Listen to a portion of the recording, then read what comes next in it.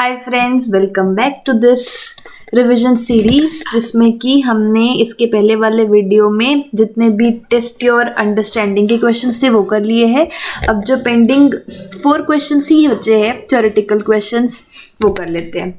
बहुत ही इजी है। अगर आपने रिवीजन देखा है, नोट्स पढ़े हैं तो आपको चीज़ें फटाफट क्लिक हो जाएगी। ठीक है, तो फर्स्ट क्वेश्चन है कि CAP is auditor of a company responsible for auditing the complete set of financial statements.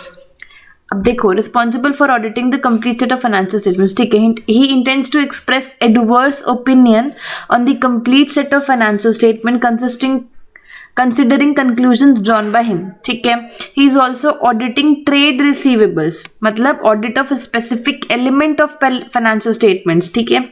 800 का क्वेश्चन है ये, ऐसे 800 का। Can he express an unmodified opinion in respect of trade receivables?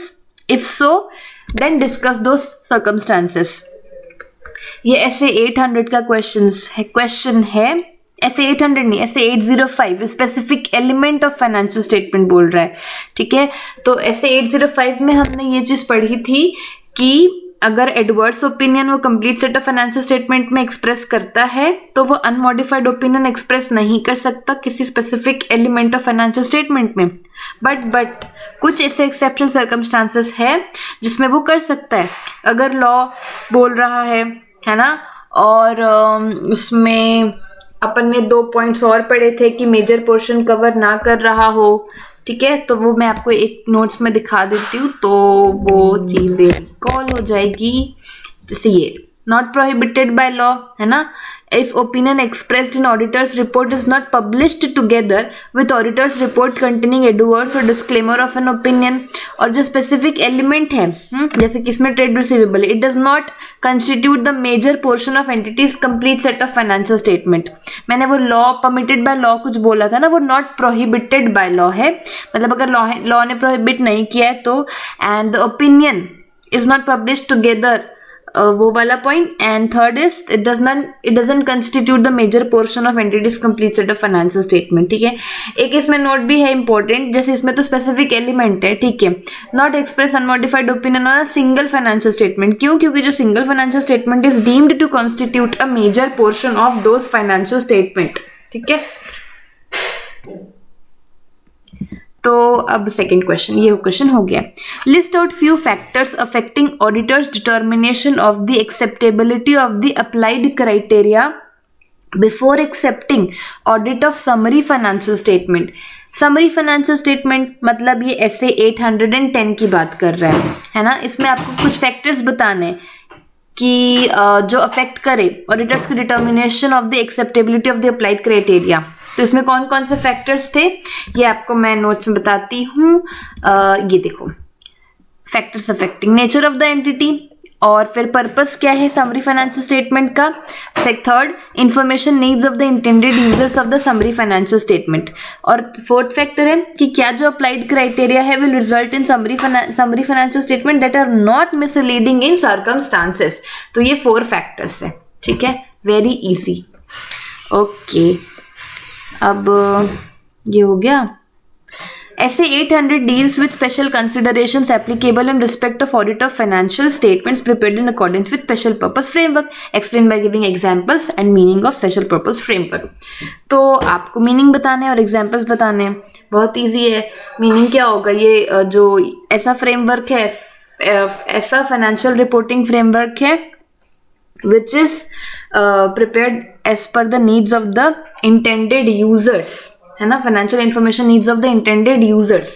और इसके एग्जाम्पल्स क्या है, जैसे कि आप क्रेडिटर्स के लिए बनाते हैं cash receipt disbursement basis of accounting, उसके बाद financial reporting provisions as per the contract, उसके बाद financial reporting provisions as per the for the regulator, है ना।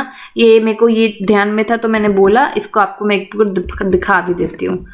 ये देखिए, cash receipt and disbursement basis of accounting for the creditor established by the regulator and provisions for the contract. ठीक है, done. Last question, CA is auditor of a company. He has expressed adverse opinion on the audited financial statements. What additional points he has to keep in mind while expressing an opinion on the summary financial statements derived from such audited financial statement? ये भी बहुत important था। 810 में मैंने last में इसको notes में डाल के लास्ट में करवाया था रिवाइज। तो इसमें क्या एडिशनल पॉइंट्स ध्यान में रखेंगे, एक तो ये समरी फाइनेंशियल स्टेटमेंट का है, तो 810 का है, ठीक है। तो इसमें आपको बताना पड़ेगा कि आपको इसमें ये बताना पड़ेगा कि ऑडिटेड फाइनेंशियल स्टेटमेंट में आपने एडवर्स ओपिनियन एक्सप्रेस किया है, उसका बेसिस क्या है, उसका बेसिस के बाद वो उसका इफेक्ट क्या है पड़ रहा है आपके समरी फाइनेंशियल स्टेटमेंट के ओपिनियंस में, ये सब बताने पड़ेंगे। तो इसका प्रॉपर आंसर जैसे मैं आपको बताती हूँ, ये देखिए, audit report on audited financial statement contains adverse opinion, तो उस केस में additionally state that audit report contain adverse opinion.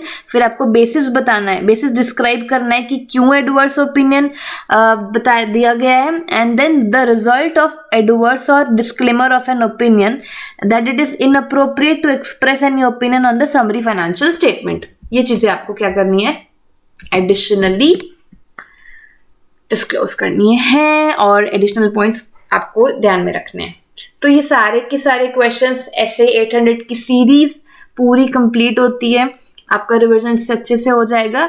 उसके बाद आप एक आध राइटिंग प्रैक्टिस कर लेना एंड यस, आगे के सारे standards and chapters I will upload it. Yes, thank you so much.